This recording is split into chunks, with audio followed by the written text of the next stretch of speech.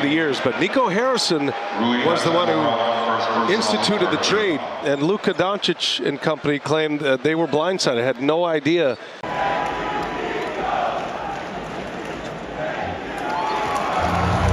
Well, folks, it has happened. Luka Doncic has played the Dallas Mavericks for the first time since the trade, and it was weird. It was about as weird as I could have anticipated. Not only the feelings of watching Luka Doncic out there with a Lakers jersey. I mean, just look at how he looks in purple. It still doesn't even feel right. Oh, Jesus Christ. Was not expecting that jump scare. Not only seeing Luka in the jersey, but the game itself was just kind of off the wall crazy. It feels like every Mavs game they've played recently has been off the wall crazy. The lead up to the game was insane. Like Luka pulling up in this sick ass sports car.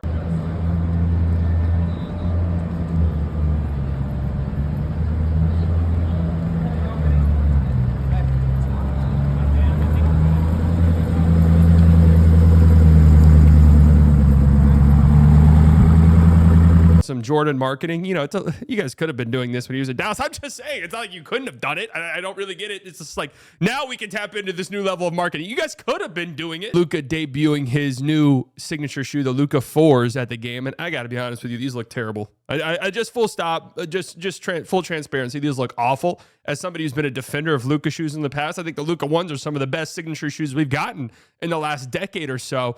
They've just constantly gone downhill. From Luka 1, Luka 2, Luka 3s, now the Luka 4s. These are just a nosedive in quality. Jordan Brand it feels like Jordan Brand just falls ass backwards into a good shoe every now and then. They don't even mean to do it. Nico Harrison was in attendance at the game. That's bold. I didn't know if he was going to show his face. The Lakers serenaded him with some thank you Nico chants over the course of the game. I got centelled by this picture. I thought this picture was real. It's clearly photoshopped that Luke was staring at Nico Harris. I don't know why I thought they'd just put Nico Harris 7 rows up with all the other fans just sitting there letting Luka Doncic stare daggers at him. But surprisingly enough, Nico did give a post-game press conference after the game. Can we get a Nico presser after this? Nico, hey, it's Slightly Biased here from the Slightly Biased Sports News Network. What was sort of your thoughts about tonight's game, the emotions behind it, Luka? All the emotions that go into it. What's sort of your initial reaction to it? Yeah, I thought Luka had a great game tonight. We didn't trade him because we thought he wasn't a good player. We traded him because we thought he was a fat slob. Okay, that seems a little harsh. But he looks good. He's been looking good over the last couple of weeks, and he really kind of did your ass tonight. So, we actually heard a report that he was late getting to the locker room at halftime because he was in the concourse ordering a chili cheese dog from the concession stand. That's not, where'd you hear that from? Tim McMahon? Okay, I don't think that's true reporting. Tim McMahon said it. No, I think you got that one wrong, buddy. What's sort of your thoughts towards the fans? Luka's playing in the game, triple-double. Meanwhile, AD's sitting on the bench in street clothes. The fans are a little bit upset about that. Do you have anything to say to them? Yeah, when I think about the all-time greats, I think about Eric Dampier. I think about Dazana Diop. I think about Brendan Haywood. Those players are championship-level players. Okay, thank you, Nico. You had Najee Marshall calling LeBron James too small after hitting a little floater over. Pretty funny because he gives the too small for about a quarter of a second before it's like, all right, let me chill out. I don't want anyone to see that I did it. Then he scurries back to the bench and tells everyone on the bench, you see what I did? You see I just gave LeBron the too small? At least the Dallas Mavericks didn't embarrass themselves as a franchise in the lead up to this game. Oh, wait, they did? Yeah, I know. I'm fully aware that they did. There was a big fuss on Twitter about a week ago that the Mavericks edited out a player from their new hype video that they posted and then subsequently deleted. And everybody assumed that this blacked out player was Luka Doncic. It turns out it was Maxi Kleber, but still a hilarious thing for the main social media team to post. I know that they didn't edit the video. It wasn't them that made this, but they did post it, blacking out a former player and hyperimposing the Dallas Mavericks logo on the player. What a hilarious thing. Just honestly, honest to God, from a comedic perspective, genuinely hilarious. I'm actually happy that they posted it. And despite all of the weirdness, despite all of the awkwardness, as Kyrie Irving said after the game, it was awkward as shit playing against Luka for the first time. There was a basketball game played. And there were some takeaways to take away from that game. Now, before the game started, I wanted you guys to predict Luka's stat line, points, rebounds, assists, his shooting splits, and anyone who got it right, I would have sent them a Max Christie jersey. And I was kind of on the right track that it might not be a huge scoring game for Luka, but it'd be a high assist game. There was people in the replies, with shooting splits is crazy. You definitely don't want to send anyone a jersey. This isn't a charity, motherfucker. This isn't the slightly biased jersey giveaway channel. You got to earn it. And no one did. Luka logged his first triple-double as a member of the Los Angeles Lakers. 19 points, 15 rebounds, 12 assists. And you could just tell from the moment the game started, the Dallas Mavericks were not letting Luka Doncic score 50 points. And you could also tell early in the game that Luka had a little bit of jitters, airballed his first three, got a technical foul 3 minutes into the game. Is there a more fitting way for this game to start than Luka Doncic in his first game against the Mavericks getting a technical foul 3 minutes into it? I don't think that you could script a better script than that, but he did stuff the stat sheet in the first quarter. 9.7 rebounds, 4 assists, hit a crazy 3 over 2 defenders that thankfully got waved off because he was standing out of bounds, and then hit a deep 3. It immediately turned and talked shit to the Mavericks bench. That's what I fucking do. We know that's what he fucking do. And that's what makes this trade hurt so much more. Directing that towards Jason Kidd, it has some of the conspiracy theorists thinking that maybe Jason Kidd was a little bit more in on this trade than they might have let on. Guys, I'm just going to continue to have this belief. They don't make this trade if they don't think the coach is bought in. That's not to say that Kidd was in on the talks, but Kidd was at least in on the thinking, if that makes sense. But Lakers fans also got a glimpse of something that they could expect to see more out of, especially if they have not watched a ton of Luka Doncic throughout his career. These are games that you can expect with regularity, especially once Luka really gets going, especially once Luka kind of finds, his footing, gets acclimated with game speed again, gets in better playing shape, and also starts knocking down threes with a little bit more consistency. He's going to see tons of double teams. We know this. Nobody in the NBA has been more double teamed than Luka Doncic over the last 5 or so years. And Luka is such a smart player, such a gifted passer that he uses this help defense to set up teammates. It's a pick your poison thing for defenses. Do we want to let Luka go one-on-one, hunt mismatches, get to the rim, play through contact, draw fouls, get to that step back 3, or are we going to double team him? And Luka, being the playmaker that he is, being 6'7", being a jumbo playmaker, passing over double teams, making the skip pass, kickouts, including crazy ass passes like this. The behind the head, over the head pass to Austin Reeves right in the shooter pocket where he knocks it down. What's crazy about this pass, this isn't even like a top 50 pass of Luka's career. Like, whenever Luka gets going and teams really start sending help, you can expect a pass like this from Luka like once every other game. That's how insane this shit is. He's such a special passer, such a special playmaker. Haven't even like fully seen that on full display just yet. We haven't seen a Luka pass just yet where you're like, what the fuck? How the fuck did he do that? And Luka had a triple-double in this game, but Kyrie Irving popped off himself. 35 points, 7 rebounds, 4 assists. Had 14 points in the first quarter and scored 12 of the Mavericks' first 16 points when they really needed it. I mean, look at this. Step back 3 over Luka. Who's the step back king, huh? It might be Kyrie with a clean shaved face. He's looking great out there. Next play, I'm going to steal and a pull-up 3 in transition. Hold on a second, guys. You thought this was a Luka video. We're going to be dooming and glooming about Luka. You got tricked. This is actually a Kyrie Irving propaganda video. That's right, ladies and gentlemen. We're spreading Kyrie Irving all NBA propaganda. Spread it to your gram, spread it to your pop, spread it to your uncle, spread it to your nephew and your nieces. Look, this is a tough shot. Any hooper like myself and like Kyrie Irving, mainly myself, will tell you that shot right there for a right-handed shooter, that's not an easy shot. Kyrie Irving's been tremendous this season. Absolutely. Oh, my Lord. Where are you going, Austin Reeves? Oh, hold on a second. Kyrie in the triple threat. Look out. Oh, the hell are you going? Ever since the trade, Kyrie's around 30 points per game, also around 40 minutes per game. Would love for that number to go down, but he's doing everything the Mavericks ask out of him, including playing some defense. He also had 3 steals and 2 blocks in this game. He's really been great defensively for the Mavs, and I mean, he's like playing like a big at times. Seriously.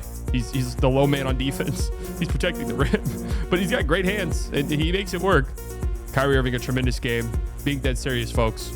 He's been an all-NBA level player this year, and he deserves it. He deserves that recognition. He deserves the award. He's been phenomenal. And obviously the storyline of this game was Luka Doncic playing against his former team, but it was kind of fun to see the grandpaps step up towards the end of this game and take it over. Kyrie Irving, as I said, 35 points. Nice to see him do that. Klay Thompson had 22 points in this game, including 3 threes in the span of about 90 seconds early in the fourth quarter that tied the game. It's still nice to see Klay go on these little 90-second bursts where you can completely and totally change the dynamic of a game with his three-point shooting. And LeBron James, who is wreaking havoc in this game in a lot of different ways, like physically punishing the Dallas Mavericks. I mean, steamrolling Dante Exum, elbowing PJ Washington in the face, elbowing Dante Exum in the face. I think he might have gave PJ Washington CTE. Like, it's entirely possible. This was the worst PJ Washington game I've seen. I don't know what PJ that was. That wasn't PJ Washington. That was PJ Tucker. That was Booker T. Washington. 0 points on 0 of 9 shooting. I've never seen PJ perform like that, but I'm just going to give him a pass because I think LeBron James probably concussed him. He also elbowed Dante Exum in the face. I think Exum might have lost a tooth, it looked like, when he was laying on the ground. LeBron James was taking bodies in this one. But he also took the game over. 16 points in the fourth quarter for the 40-year-old. Folks, this is why I say he's the GOAT. We'll never see somebody like I genuinely don't know if we'll ever see LeBron James again. Really. I hope the NBA lasts for thousands of years. I don't know if a guy will come in, dominate the league as a 19-year-old, dominate the league as a 40-year-old. I don't know if you can really expect to see that again. And it's a revenge game for a lot of people. Luka Doncic. Let's not forget Anthony Davis, who had 28 points and 16 rebounds in this. That's right. He's on the bench because he's still injured, just to make this that much better. Max Christie got a revenge game, and he had some nice moments. The moment looked really big for a lot of Mavs players early, which does concern me because we haven't seen some of these guys in the playoffs in Mavs jerseys, at least. Najee Marshall, who I mentioned earlier, did the too small on LeBron James, and that was hilarious. And I'm not questioning Najee Marshall's dog whatsoever because we know he has it, but 2 of 7 from the field, 1 of 5 from deep, pretty much left wide open anytime he was in the corner. Concerning stuff for the postseason. Max Christie struggled a little bit in this game, 4 of 13 from the field, but he had some nice moments that I'll leave with. Like, hit a tough mid-range jumper over Luka earlier in the game where I was like, uh-oh, here we go. You've seen the Luka Doncic Max Christie comparison tweets. Here we go. It's going to be a battle of these two. But really struggled outside of a really big stretch in the final couple minutes of the first half where he got a nasty chase down block on Luka Doncic and then hit a pair of threes to help cut the Lakers lead down to 8, which helped keep the Mavericks in it going into the locker room. This was a really fun game, a competitive game. I don't think the Lakers played well. They shot 27% from 3, which again, they got a lot of really, really clean looks, but so did the Dallas Mavericks. I think the Dallas Mavericks only scored 99 points in this game. I still think the process was pretty good offensively. They missed a lot of shots at the rim, a lot of layups, a lot of bunnies that they smoked. They missed a lot of clean looks from 3. I don't think they played terribly in this game. And no Mavs fan is going to want to hear this right now, especially given the emotions of just facing off against Luka Doncic for the first time and losing to him. But this is a really good Mavs team. It is. Kyrie Irving is playing at an all-NBA level. He looks like a top 15 player in the world. You get contributions from your role guys. A good amount of the time, you struggled in this one tonight, but Klay's been shooting the 3 ball well lately. Max Christie's given you a lot since the trade. Najee Marshall's been playing much better since returning from the plague, whatever fucking illness he's been battling for the whole entire season. It feels like you just have to look at what this team does on a nightly basis and think in the back of your mind, at some point, we do not know when, but at some point, they are going to be adding the best front court in the NBA to this mix. They're without all of them.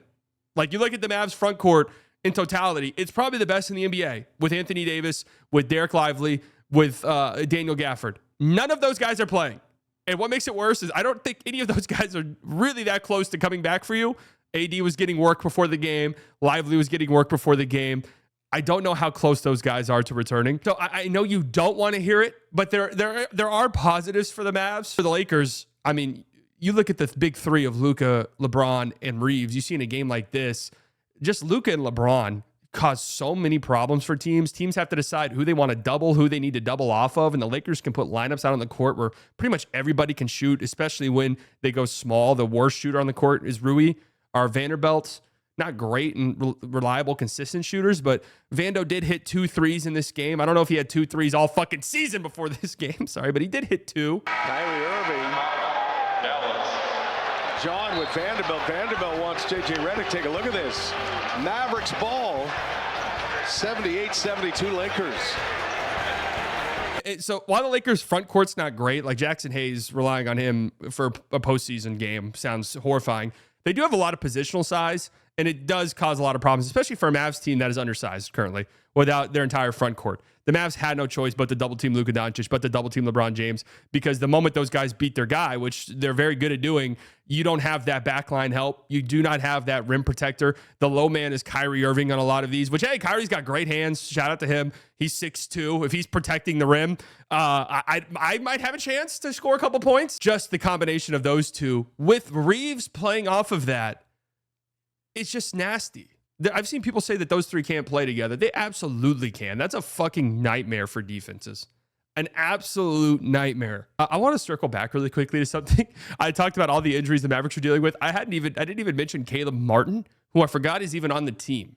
Has yet to play for the Mavs. I don't even know. Is he like walking? I have no clue what's going on with him. The only reason why I remembered is because I just saw a tweet of Caleb Martin. And I was like, oh shit, he's on the Mavs. Forgot about that. Anyways, I'm interested to know, how do you guys feel after this? Mavericks fans, Laker fans, Luka fans, whatever the case may be, slightly biased fans, we know there's millions of you out there. So just, leave your opinion down below. What do you guys feel after this? I'm not gonna lie, I couldn't wait for this shit to end. I couldn't wait for this to be over. Luka said something similar in the post-game press conference. I guarantee you all the players, all the fans felt the same exact way. Just could not wait for this game to end. I expected the worst. I did expect a monster Luka game. Didn't really get that. He played really well, I thought, though. But didn't get the Luka's dropping 50 and he's staring into the soul of the camera and just ripping the soul out of every Mavericks fans after every single shot. Didn't really get that. Maybe we're getting that when he makes his return to Dallas in April. But I still feel weird about all of this. I thought this could be some type of closure event for me. Really not the case. It still doesn't feel real. Luka in a Lakers jersey just still doesn't even look correct to me at all. I don't know what it is. I think it might be that ugly ass highlighter yellow jersey. I don't understand it. Go back to the gold jerseys, please. They look way better. Anyways, guys, let's leave some comments down below. I could tell that you've been sleeping really well lately. Thank you. I have. Slightly, I could tell that you've gotten over this trade and it looks like you're really starting to recover from a physical standpoint. Thank you. I agree with you there. Slightly, you look so great. Can you please share some skincare routines? Guys, I'd be happy to. Just please leave a comment down